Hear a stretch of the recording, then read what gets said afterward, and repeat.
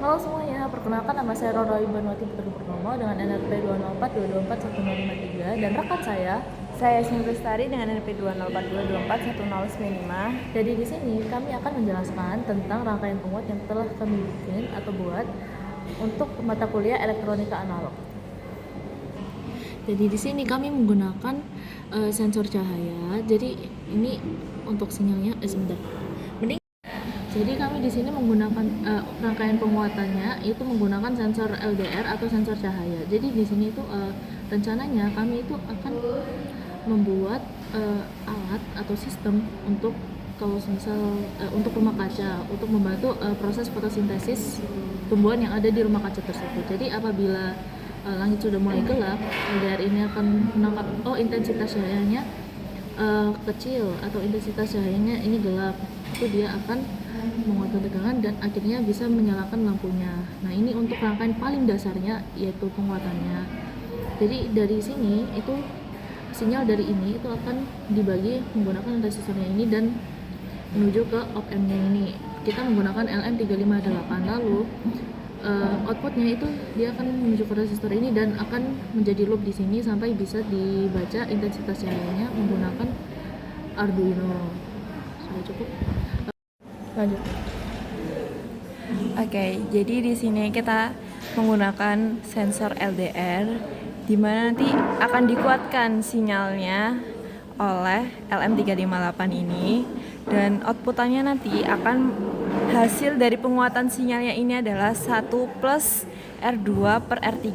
Nah, kita menggunakan R2-nya itu 330.000 dan R3-nya kita pakai 100.000. Jadi perhitungannya adalah 1 plus 330 per 100, hasilnya adalah 34 yang nanti akan masuk ke Arduino kita. Oke, jadi di sini saya akan menjelaskan perhitungannya secara sedikit lebih detail. Jadi pertama di sini ada untuk tegangan inputnya. Ini meliputi supply-nya, resistornya, dan sensor LDR-nya itu. Jadi akan menghasilkan rumus RLDR atau resistansi LDR-nya ini nanti lalu dibagi dengan R1 dibagi dengan 100.000 dijumlah dengan resistansi LDR-nya nanti lalu dikalikan dengan supply-nya ini nanti yaitu 5 volt. Nah, setelah V in ini ditentukan, itu nanti dia akan masuk ke op-amp-nya ini. Karena dia non inverting, jadi kita menggunakan rumus 1 ditambah R2 bagi R3. Karena R2-nya adalah 330 dan R3-nya adalah 100K, jadinya dia akan menghasilkan penguat sekitar 4,3 kali dari V in-nya ini nanti. Jadi inti dari itu semua yaitu tegangan outputnya itu nanti akan menghasilkan gain kali V in yaitu 4,3 dikali V in hasil dari V in ini nanti. Semisal resistansi LDR-nya ini adalah 10.000 ohm, maka V in-nya itu akan kami masukkan 10.000 ini akan kami masukkan di RLDR-nya ini yang akan menghasilkan 0,454, bla bla bla. Lalu untuk tegangan outputnya itu seperti yang di awal tadi, gainnya adalah 4,3, jadi 4,3 dikalikan dengan hasil VN-nya tadi yaitu 0,454 bla bla bla yang akan menghasilkan sekitar 1,95 volt. Baik, perkenalkan nama saya Aula Kurniawan dengan NPK 264244131. Kemudian saya akan menjelaskan tentang codingan yang ada di codingan saya dan nama saya, yaitu terdiri dari DPRS, model RS, kemudian ada cargo log dan cargo TM. Kemudian saya akan menjelaskan tentang DPRS dan kemudian saya akan menjelaskan codingannya. Yang berfungsi dari DPRS sendiri yaitu struct like data yang berfungsi untuk menyimpan satu data sensor LDR ini untuk termasuk ID DB-nya, nilai lux, nilai hambatan, waktu pengambilan data, serta nilai lux yang telah tervalidasi. Oke, yang pertama yaitu use MongoDB, yaitu yang berfungsi untuk mengimpor dari client dan client option dan dari yang library MongoDB untuk membuat koneksi database.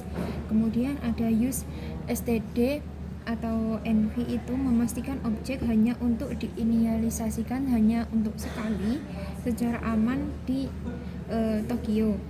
Kemudian yang keempat yaitu pop static atau DP client yang berfungsi sebagai asing untuk menginisialisasi koneksi dari MongoDB sendiri.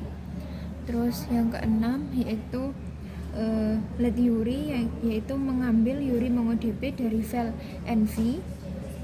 Terus yang ketujuh yaitu let client option yang berfungsi untuk membuat klien MongoDB dengan opsi tersebut. Kemudian ada DB client di sini yaitu atau unwrap ini yaitu yang berfungsi untuk menyimpan klien tersebut ke one cell, hanya boleh untuk dilakukan sekali. Yang ke-10 yaitu print database connection established yang berfungsi untuk memberitahu bahwa koneksi dari data sensor ini berhasil. Yang ke-11 yaitu pop FEN ini klien dan static client yang berfungsi akan error jika klien belum diinisialisasi atau belum dipanggil. Terus yang ke-13 yaitu DB client ini yang berfungsi untuk error dan juga inisialisasi jika belum dipanggil.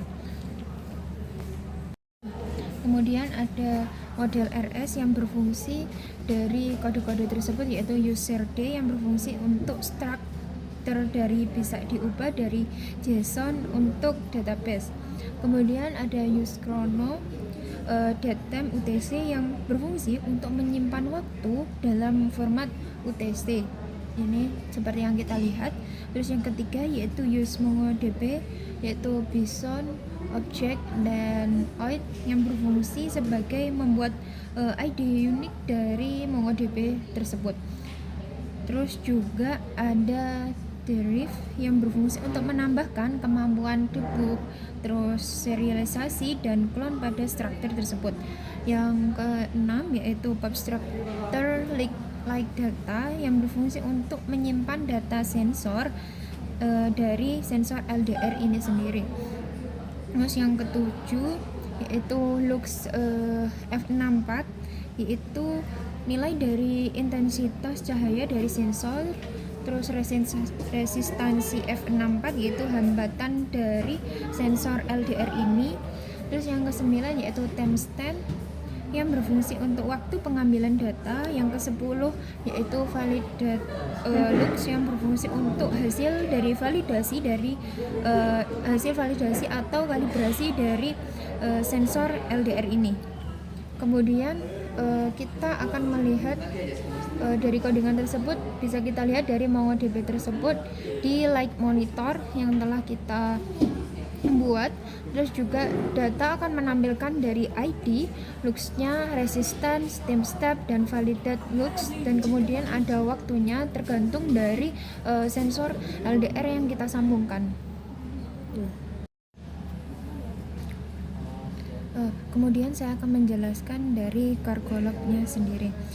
Tujuan dari Cargolog sendiri yaitu berfungsi untuk menjalankan dari cargo boot sendiri dan atau cargo run itu sendiri yang berfungsi untuk mengunci versi dari semua codingan ini dari dependence yang masuk yang tidak langsung agar build selalu konsisten dan semua di mesin ini akan berjalan dapat lancar gitu.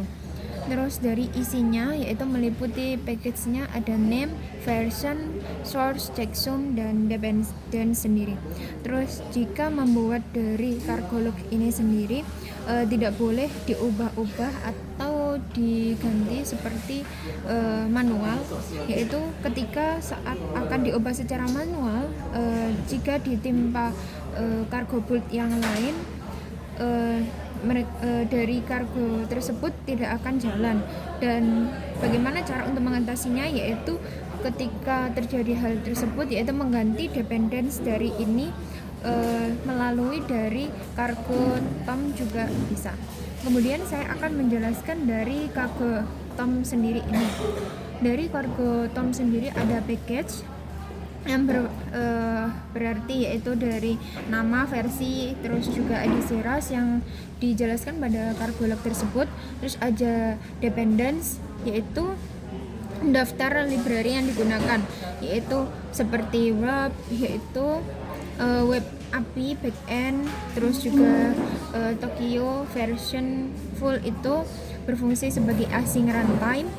Terus yang kelima yaitu serial port yang digunakan baca dari data sensor dari via port yang kami gunakan. Terus juga ada MongoDB yang tadi saya sudah jelaskan, yaitu berfungsi untuk menyimpan data tersebut, mengoneksikan. Terus juga ada Chrono, CRD, dan juga version tersebut, yaitu berfungsi untuk mengkonversi dari waktu dari konversi data dan waktu dari JSON itu sendiri. Terus ada juga Doten, yaitu berfungsi untuk mengambil data dari file NV. Terus juga ada Futures Util yang berfungsi untuk mengoperasikan async itu sendiri. Terima kasih. Baik, perkenalkan, nama saya Disa Kaparusaini dengan NRP 204224173 akan menjelaskan pada bagian main RS, kemudian Newton Raphson-nya dan juga serial reader-nya.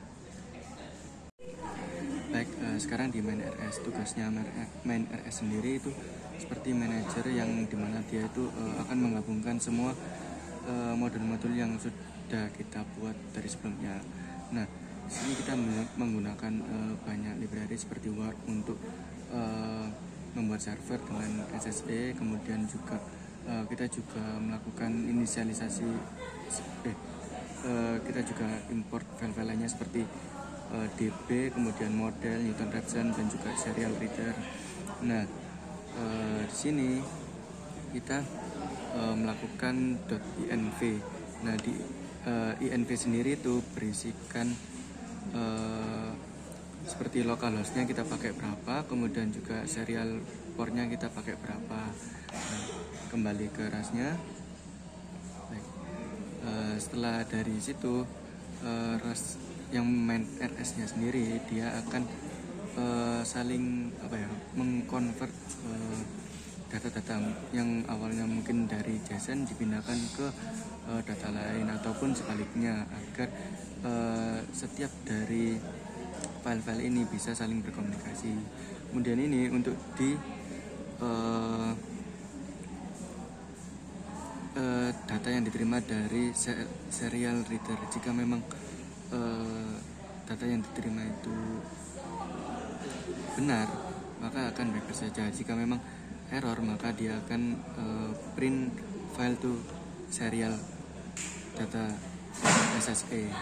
Kemudian ini untuk yang di database. Jika bisa di save ke database, maka dia akan print data save to MongoDB in background. Nah, ini bisa dilihat pada terminalnya.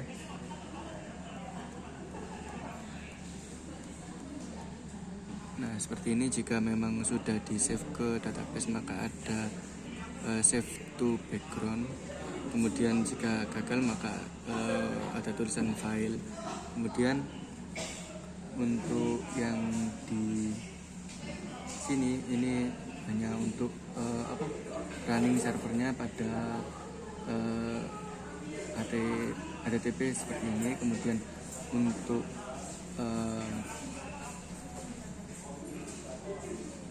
real time-nya itu kita menggunakan waktu real time sesuai dengan jam. Seperti sekarang jam 5, nanti pada webnya akan tampil juga pada jam 5.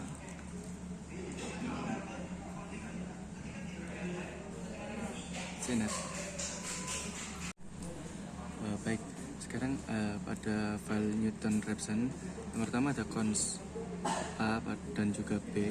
Ini merupakan variabel yang bisa diubah-ubah dan kita bisa mengisinya. Ini untuk menyesuaikan tergantung rangkaian kita juga. Kemudian hubungan dari lux-nya dan juga resisten itu bisa ditulis bahwa fungsi lux itu sama dengan I dikurangi dengan A per resistan dipangkatkan dengan B. A dan B nya ini bisa didapat dari nilai yang ada di atas tadi.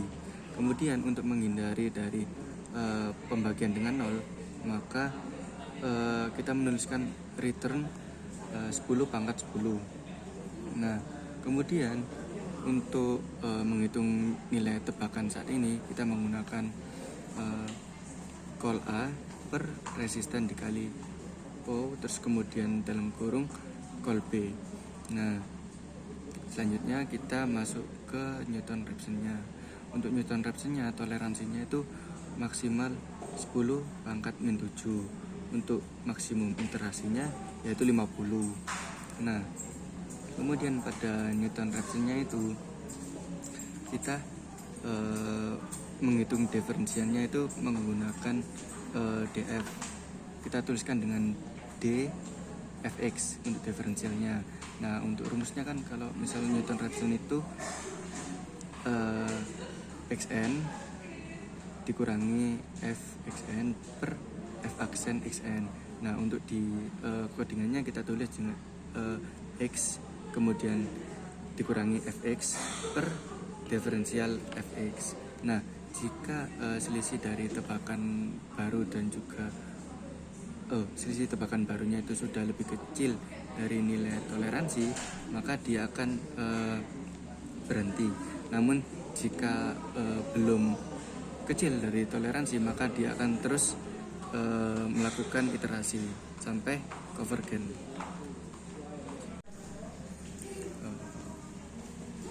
Ya, baik. Jadi untuk setelah data diambil dari Arduino, file pertama yang menerima yaitu serial reader. Nah, di sini dia akan membaca serial dari Arduino-nya. Yang pertama pasti ada COM-nya. COM yang kita gunakan yaitu COM 7. Kemudian untuk baud rate-nya kita menggunakan 9600. Nah, di serial ini dia juga akan melakukan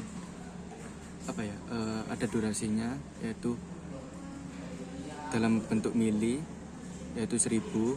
Kemudian di serial ini akan ngeprint atau memprint serial port open successful jika portnya itu sudah tersambung. Kemudian dia itu harus menerima data berupa JSON.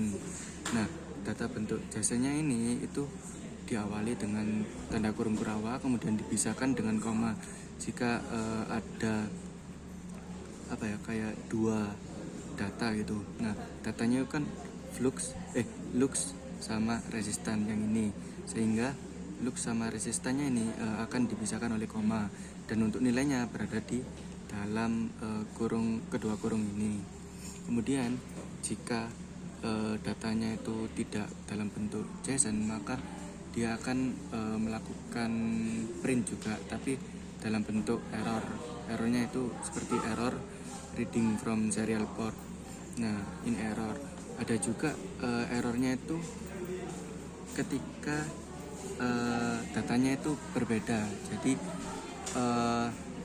data yang didapat itu bukan berbentuk JSON, misalnya kurang koma atau tidak ada kurungnya. Jadi tetap juga tidak bisa menerima, sehingga harus dalam bentuk JSON. Kemudian serial ini akan terus mencoba untuk connect ke serial port selama 5 detik dan terus menerus. Jika memang tidak bisa, maka nanti akan ada berhenti secara sendiri.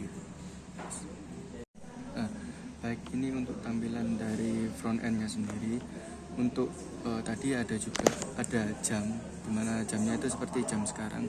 Data terakhir didapat pada jam 5:50, kemudian statusnya terhubung. Nah, untuk lux terukur sendiri itu lux yang berasal dari sensornya. Kemudian kalau resistansi ini dihasilkan dari resistansi LDR-nya. Kemudian untuk lux tervalidasi ini berasal dari perhitungan Newton Raphson-nya. Nah, untuk statusnya ini seperti sedang dan juga tinggi ataupun rendah. Nah, pada grafik lux dan waktu, luxnya ini dihitung berdasarkan waktu yang diambil. Semakin malam maka nilai luxnya semakin berkurang. Namun pada saat ini merekamnya pada ruangan dengan cahaya yang cukup, maka sehingga luxnya yang terukur agak tinggi. Nah, untuk grafik resistansi waktunya, resistansi itu berbanding terbalik dengan lux.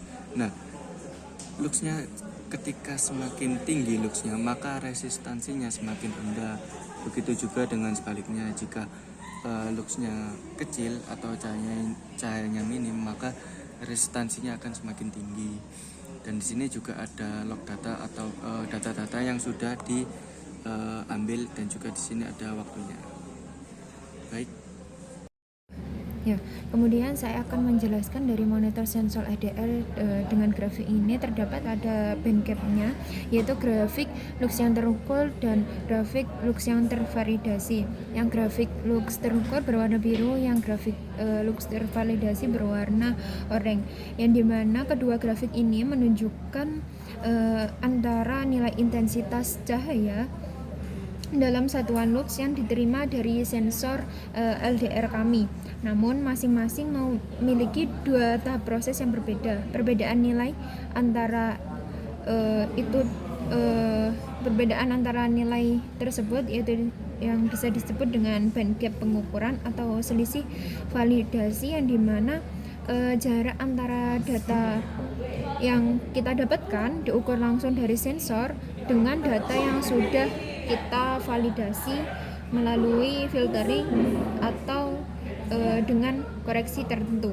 Selisih ini muncul memungkinkan besar karena adanya proses kalibrasi atau filter outlier, yang dimana data tersebut melalui data tahap validasi.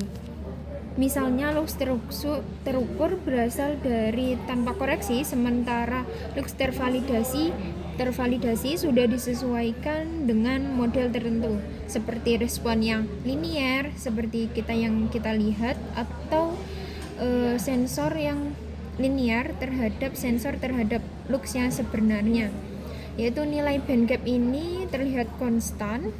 Yang kita lihat ini terlihat konstan sekitar 2-3 lux.